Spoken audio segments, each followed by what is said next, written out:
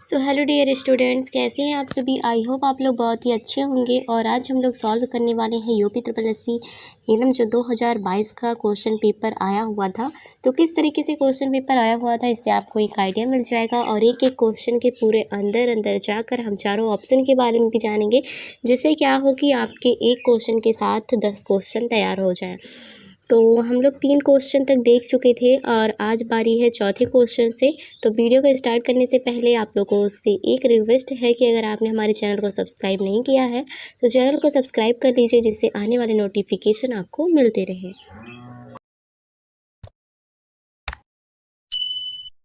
तो first question है, vitamin D की कमी से कौन सा रोग होता है। तो विटामिन डी की कमी से आप सभी को पता है कि विटामिन डी की कमी से होने वाला जो रोग है वो हड्डियों से संबंधित रोग होता है। तो इसलिए ऑस्टियोमैलेसिया, जिसको हम अस्थि मृदुता कहते हैं, ये बीमारी हो जाती है। रतौंधी की बात करें तो रतौंधी जो होता है वो विटामिन ए की कमी की वजह से होता है। और पेलाग्रा जो होता है वो विटामिन B3 की कमी से होता है। इसलिए हमारा राइट ऑप्शन सी हो जाएगा। अब इसके बारे में हम अच्छे से जान लेते हैं। तो जो क्या होता है कि ऑस्टियोमैलेसिया जो होता है यह एक गंभीर विटामिन डी की कमी के कारण अस्थियों के नरम होने का रोग है। बच्चों में इसे रिकेट्स के रूप में जाना जाता है और वयस्कों में इसे ऑस्टियोमैलेसिया के रूप में जाना जाता है। तो अगर कभी क्वेश्चन में आ जाए कि बच्चों में किस नाम से विटामिन डी की कमी से कौन सा रोग होता है, तो रिकेट्स लगाना है। और अगर आ जाए कि यंग में मनुष्यों में, यंग वयस्कों में जो विटामिन डी की कमी से कौन सा रोग होता है, तो उसमें ऑस्टियोमैलेसिया लगाना है। यह विकास के दौरान विशेष रूप से पैरों के भार वहन करने वाली अस्थियों के झुकने का कारण बन सकता है। यह वृद्ध व्यक्तियों में फ्रैक्चर, अस्थिभंग की समस्या भी उत्पन्न कर सकता है। विटामिन डी और कैल्शियम संपूरक ऐसे उपाय हैं जिनका उपयोग ऑस्टियोमैलेसिया को रोकने और इसका उपचार करने के लिए किया जाता है। विटामिन डी को हमेशा कैल्शियम संपूरक के साथ ही दिया जाना चाहिए। तो आपने देखा होगा ऐड भी बहुत सारे आते हैं कि विटामिन डी और कैल्शियम के बारे में, कि कैल्शियम और विटामिन डी देना चाहिए हड्डियों के लिए। ठीक है, नेक्स्ट क्या है कि देखिए नॉर्मल बोन्स इस तरीके से कुछ होते हैं। आप देख सकते हैं कि नॉर्मल बोन किस तरीके से होते हैं, उसके अंदर किस तरीके से शेप बना होता है। बस ये ऑस्टियोमैलेसिया वाला जो है वो किस तरीके से यहाँ हड्डियों में इस तरीके से कुछ पाया जाता है। और हम बात कर लेते हैं कि और जो पेलाग्रा और सारे ऑप्शन दिए हुए हैं तो इनकी क्या कारण है, किस तरीके से यह होते हैं। तो यह रोग एक व्यक्ति को पर्याप्त नियासिन विटामिन जो B3 होता है कॉम्प्लेक्स में से एक या ट्रिप्टोफोन एक एमिनो अम्ल ना मिलने के कारण होता है। इससे त्वचा में शोथ, अतिसार, मनोवृष और मुंह में घाव उत्पन्न हो जाता है। इसको 3D के नाम से भी जानते हैं, जिसको डायरिया, डेमेंशिया ऐसे कहते हैं। अगर कभी कभी 3D डिजीज़ किसे कहते हैं, किसी कमी से वजह से होते हैं, तो अगर 3D डिजीज़ के बारे में आ जाए तो उसमें आपको लगाना है विटामिन B3। यह निम्न 2 प्रकार का होता है। प्राथमिक, यह ऐसे आहार के कारण होता है जिसमें पर्याप्त नियासिन और ट्रिप्टोफैन नहीं होता है।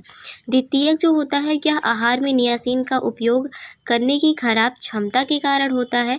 और थर्ड जो है इसका उपचार नियासिन या निकोटिनामाइड संपूरक का उपयोग करके किया जा सकता है। तो इसका जो उपचार का एक ही रास्ता है कि नियासिन का यूज करना, विटामिन B3 का यूज करना। नेक्स्ट क्या है कि ड्राई बेरी जो ड्राई बेरी होता है और वेट बेरी होता है। ड्राई मतलब रूखा और वेट मतलब गीला।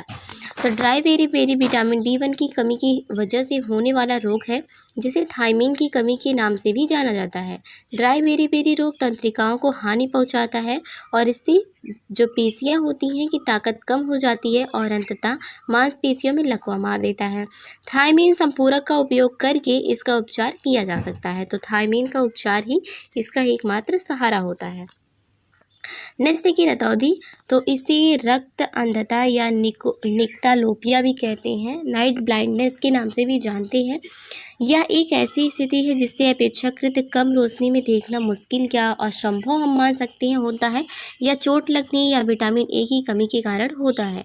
विटामिन ए से भरपूर खाद्य पदार्थों के सेवन से इसे रोका जा सकता है। तो आप लोग देख रहे हैं कि ज़्यादातर जो क्वेश्चन है वो विटामिन से ही आए हुए हैं।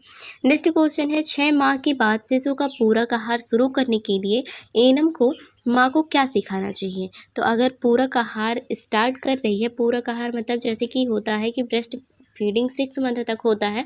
उसके बाद जब माँ क्या करती है 6 मंथ बाद अन्नप्राशन बच्चे का करवाती है तो उसमें स्टार्ट करने वाली है, तो उसमें क्या आपको सलाह देनी है, तो उसमें आपको यही सलाह देनी है कि कम से कम 2 वर्ष तक तो ये ब्रेस्ट फीडिंग करवाना ही है।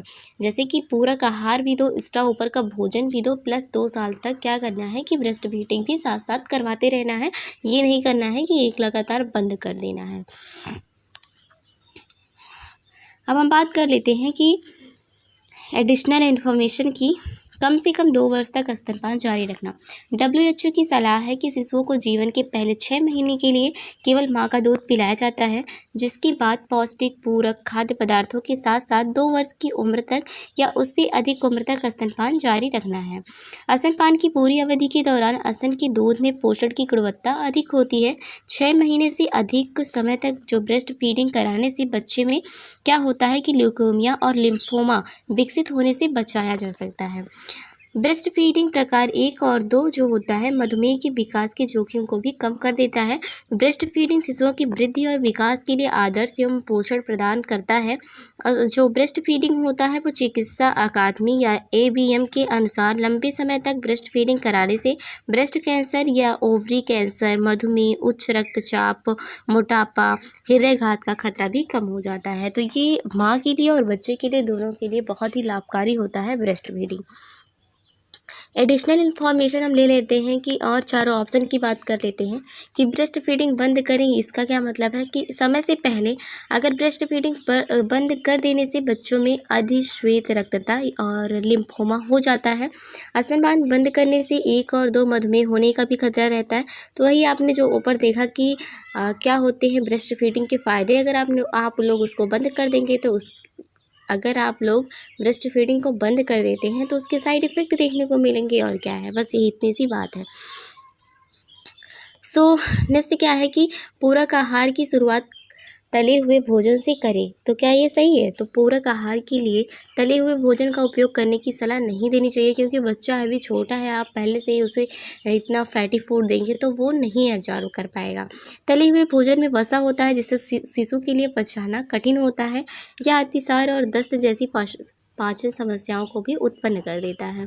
नेक्स्ट क्या था कि कच्चे खाद्य पदार्थ खिलाना शुरू करना। तो ये तो सरासर गलत है। कच्चे पदार्थ तो एक एडल्ट को नहीं खिलाए जाते, तो बच्चे को क्या ही खिलाया जाएगा। कच्चे खाद्य पदार्थ स्टार्च युक्त होते हैं और पचाने में कठिन होते हैं या आसानी से पचने योग्य नहीं होते हैं और यह अतिसार और दस्त को उत्पन्न कर सकते हैं। कच्ची सब्जियों से हमेशा दम घुटने का खतरा रहता है, क्योंकि बच्चे निगलने से पहले उन्हें ठीक से चबा नहीं पाते हैं। तो ये हो गया आज का 6 क्वेश्चन। देखते हैं कि 5 वर्ष से कम उम्र के बच्चों के लिए पोषण का क्या महत्व होता है। 5 वर्ष से जो कम उम्र के बच्चे होते हैं उनके लिए पोषण का क्या महत्व होता है। तो पहला ऑप्शन है बच्चे की तेज़ी से वृद्धि और विकास। बच्चा जंक फूड नहीं खा सकता है, यह अर्थव्यवस्था को प्रभावित करेगा, यह माँ पर निर्भर है। तो बच्चे की वृद्धि एवं विकास पर ही निर्भर होता है कि जो आप जिस तरीके से न्यूट्रिशन 5 वर्ष से कम बच्चे को दे रहे हैं उसी तरीके से उसका ग्रोथ एंड डेवलपमेंट होता है। अब इसके फुल डिटेल की बात करते हैं। बच्चे की तेज़ी से वृद्धि और विकास। बच्चे के बढ़ने और विकास करने के वर्षों में स्वस्थ पौष्टिक आहार एक आवश्यक घटक होता है। यह स्वस्थ रहने और बचपन से ही खाने की इच्छा आदतों को अपनाने के लिए बच्चे में एक मजबूत नींव बनाने में मदद होती है। बच्चे के पोषण में महत्वपूर्ण ये लाभ जो है उसको भी देख लेते हैं। विभिन्न संक्रामक रोग के प्रतिरक्षा से निर्माण में मदद करना, मस्तिष्क और अन्य महत्वपूर्ण अंगों का समुचित विकास सुनिश्चित करना, एक बच्चे की गतिविधि के स्तर और संज्ञानात्मक कार्य में सुधार करता है। वैश्विक जो पोषण रिपोर्टर या 2018 के अनुसार भारत में 5 वर्ष से कम उम्र के बच्चों की मृत्यु का लगभग हिस्सा कुपोषण के कारण ही होता है।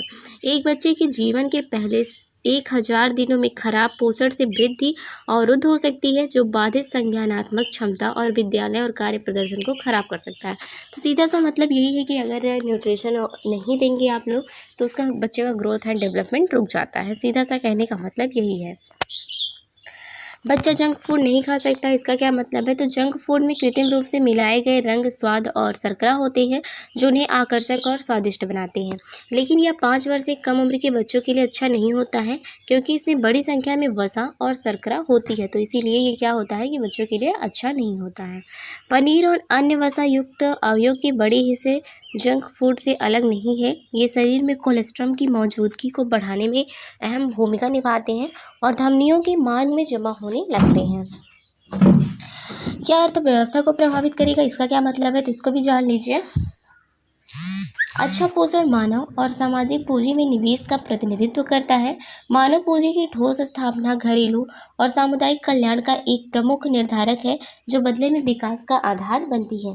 अच्छा पोषण न केवल खाद्य पर्याप्तता स्थापित करने हैं, बल्कि भविष्य में आर्थिक वृद्धि और देश के लिए को भी बढ़ाता है। स्वस्थ आहार रोगग्रस्त और मृत्यु दर को कम करते हैं और कई प्रकार के आर्थिक लाभ, कम चिकित्सा देखभाल और संस्थागत देखभाल लागत, उच्च उत्पादकता, जीवन की बेहतर गुणवत्ता और जीवन प्रत्याशा में वृद्धि करते हैं। सीधा सा कहने का मतलब यही है कि अगर आप अच्छे पोषण लेते हैं तो आपको बीमारियां भी नहीं होती हैं, जिसकी वजह से अगर आपको बीमारियां नहीं होंगी तो आपको हॉस्पिटल नहीं जाना पड़ेगा और आपकी अर्थव्यवस्था पर भी काफ़ी अच्छा प्रभाव डालेगा। नेक्स्ट क्या है कि यहाँ माँ पर निर्भर है। यह माँ पर तो अच्छा पोषण माँ और उसकी पारिवारिक स्थितियों पर भी निर्भर करता है। गरीब लोग अपने बच्चों को पौष्टिक भोजन उपलब्ध नहीं करा पाते हैं, जिससे उनके बच्चों में विभिन्न संक्रामक रोग के प्रति प्रतिरोधक क्षमता का निर्माण नहीं हो पाता है। उचित पोषण की कमी मस्तिष्क और अन्य महत्वपूर्ण अंगों के समुचित विकास को प्रभावित कर सकती है और बच्चों के बढ़ने और विकास करने के वर्षों में स्वास्थ्य पौष्टिक आहार एक आवश्यक घटक है। तो आप लोगों ने देखा कि ये क्या होता है, किस तरीके से होता है। तो इसका राइट ऑप्शन जो था वो पहला ही ऑप्शन सही था। अब देख लेते हैं कि एज में कितनी आवश्यकता होती है कैलोरी और प्रोटीन की।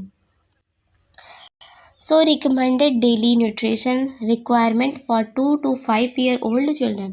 तो अगर कैटेगरी क्या है चिल्ड्रन की, अगर उनका एज जो है 2 से 3 साल की है तो उनको प्रोटीन की आवश्यकता 16.7 होती है तथा फैट जो होता है वो 27 ग्राम फैट की ज़रूरत होती है। कैलोरी की बात करें तो 1060 कैलोरी की ज़रूरत होती है। कैल्शियम 600 mg और जो होता है आयरन वो भी 9 mg की ज़रूरत होती है। 4 से 6 साल के जो बच्चे होते हैं उनको 20.1 प्रोटीन की ज़रूरत होती है और फैट जो होता है उनको 25 ग्राम की ज़रूरत होती है। कैलोरी की बात करें तो 1350 ग्राम की होती है ज़रूरत और कैल्शियम की बात करें तो ये भी 600 ही होती है और आयरन की बात करें तो आयरन की जो ज़रूरत होती है वो 13 mg होती है, 13 मिलीग्राम होती है।